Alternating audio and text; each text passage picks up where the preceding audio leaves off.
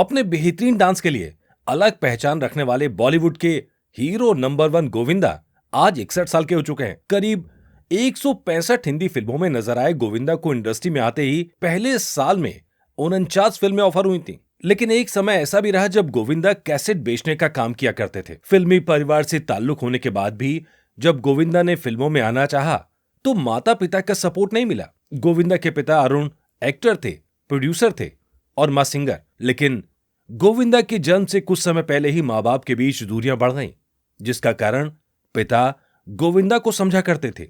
नतीजा यह हुआ कि जब गोविंदा पैदा हुए तो उन्हें पिता ने गोद तक नहीं लिया। गोविंदा का जन्म 21 दिसंबर 1963 में मुंबई में हुआ। इनके पिता अरुण एक्टर थे, जिन्हें महबूब खान की फिल्म औरत से पहचाना जाता है, और मां निर्मला देवी जानी मानी सिंगर।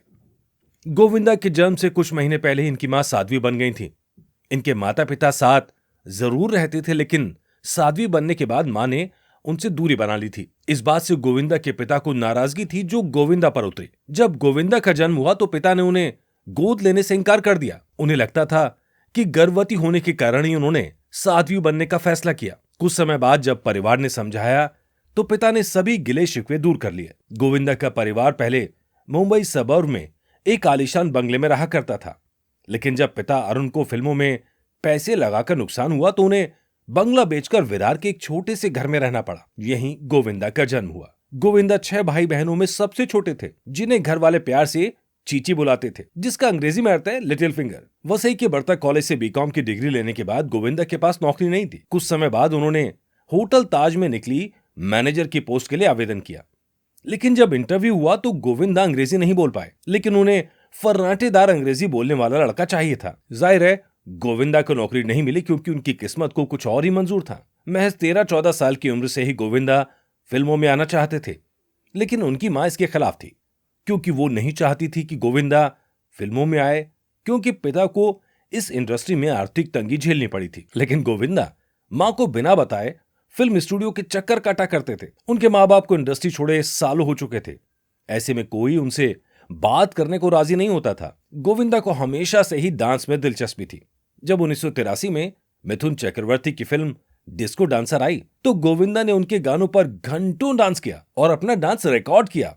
उसके बाद VHS हर स्टूडियो में बांटा। उस रिकॉर्डिंग की बदौलत गोविंदा को पहली एड फिल्म मिली। गोविंदा ने माइथोलॉजिकल ड्रामा शो महाभारत में अभिमन्यु के रोल के लिए ऑडिशन भी दिया था, लेकिन इस शो से पहले उन्हें पहली फिल्म तन बदन मिल गई, जो 1986 में आई थी। गोविंदा कई फिल्मों के लिए ऑडिशन देते थे, लेकिन उस समय नए हीरो के साथ कोई फिल्म मेकर रिस्क लेने को राजी नहीं था। एक दिन गोविंदा ने अपने मामा जी को अपने डांस और एक्शन सीन के कैसेट भेजे। गोविंदा के टैलेंट से मामा आनंद इतने खुश हुए कि उन्होंने अपनी फिल्म का सब्जेक्ट बदलकर उन्हें अपनी फिल्म में लेने का फैसला किया। जब एक मुलाकात में आनंद ने गोविंदा को अपनी स्क्रिप्ट दिखाई तो उन्होंने पूछा कि इस फिल्म का हीरो कौन है। मामा ने गोविंदा से कहा, आंखें बंद करो फिर बताऊंगा।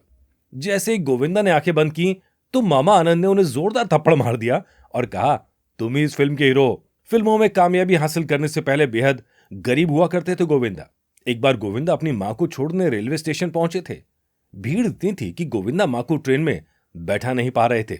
देखते ही देखते सामने से 5 ट्रेन गुजर गई। मां को इंतजार करवाना गोविंदा को इतना बुरा लगा कि उन्होंने तुरंत रिश्तेदारों से पैसे उधार लिए और मां के लिए फर्स्ट क्लास टिकट लेकर उन्हें ट्रेन में बैठा दिया। जब गोविंदा को पहली तनख्वाह 4,500 रुपए मिली थी, इन पैसों से वो मां के लिए साड़ियां और मिठाइयां लेकर घर पहुंचे थे।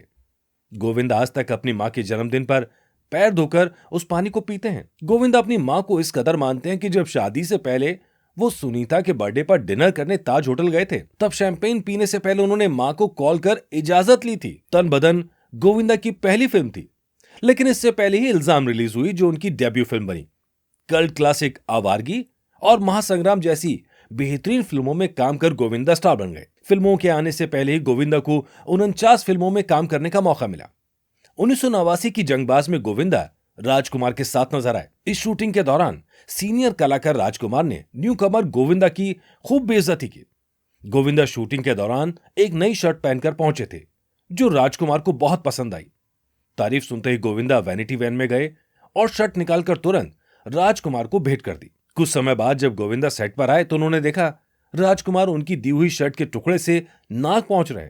गोविंदा को ये बहुत अपमानजनक लगा। दो कैदी और फर्ज की जंग जैसी फिल्मों में गोविंदा और अमरीश पुरी साथ नजर आए।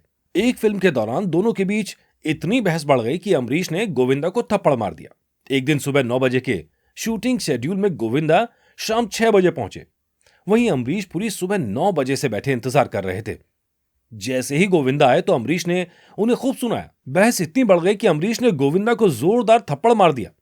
इसके बाद से गोविंदा ने कभी उनके साथ काम नहीं किया। 5 जनवरी 1994 को गोविंदा की कार का दूसरी कार से जोरदार एक्सीडेंट भी हुआ था। इस एक्सीडेंट में गोविंदा के सिर में गहरी चोट आई और खूब खून बहा। गोविंदा खुददार फिल्म के लिए घर से निकले थे। गंभीर चोट होने के बावजूद गोविंदा ने शूटिंग कैंसिल नहीं की और डॉक्टर से इलाज करवाने के बाद सीधे सेट पर पहुंच गए। उसी दिन गोविंदा ने आधी रात तक शूटिंग की। पहली फिल्म तरमदन की शूटिंग के दौरान गोविंदा की मुलाकात मामा आनंद सिंह की साली सुनीता से हुई। आनंद उनकी फिल्म के डायरेक्टर थे। दोनों को प्यार हुआ और दोनों ने 11 मार्च 1987 को शादी कर ली। क्योंकि गोविंदा इंडस्ट्री में नए आए थे तो उन्हें लगा कि अगर शादी की बात सामने आई तो उनके करियर पर बुरा असर पड़ेगा। ऐसे में उन्होंने 4 साल तक अपनी शादी को राज रखा। सिर्फ गोविंदा के चंद दोस्त और रिश्तेदारी इनकी शादी के बारे में जानते थे। इस कपल के 2 बच्चे टीना और यशवर्धन हैं। टीना पहले फिल्मों में आ चुकी हैं, जबकि यशवर्धन अब डेब्यू करने वाले हैं। जब बेटी का जन्मदिन मनाने के लिए 1991 में गोविंदा ने शानदार पार्टी रखी। पार्टी की तस्वीरें देखकर हर कोई उनकी शादी और बच्चों की खबर सुनकर हैरान रह गया था। साल 2008 में मनी है तो हनी है की शूटिंग करते हुए फिल्मिस्तान स्टूडियो में गोविंदा ने संतोष राय नाम के जूनियर आर्टिस्ट को थप्पड़ मारा था। 5 फरवरी 2009 में संतोष ने गोविंदा के खिलाफ शोषण का आरोप लगाया। 2013 में कोर्ट ने संतोष के आरोपों को खारिज कर दिया, लेकिन वो नहीं माने। 2014 में संतोष राय ने सुप्रीम कोर्ट में केस दर्ज कराया और कहा कि वो मुंबई हीरो बनने आए थे, लेकिन गोविंदा ने थप्पड़ मारकर उनके सम्मान को ठेस पहुंचाई है। 2015 में सुप्रीम कोर्ट ने गोविंदा को माफी मांगने और कोर्ट के बाहर सेटलमेंट करने के आदेश दिए।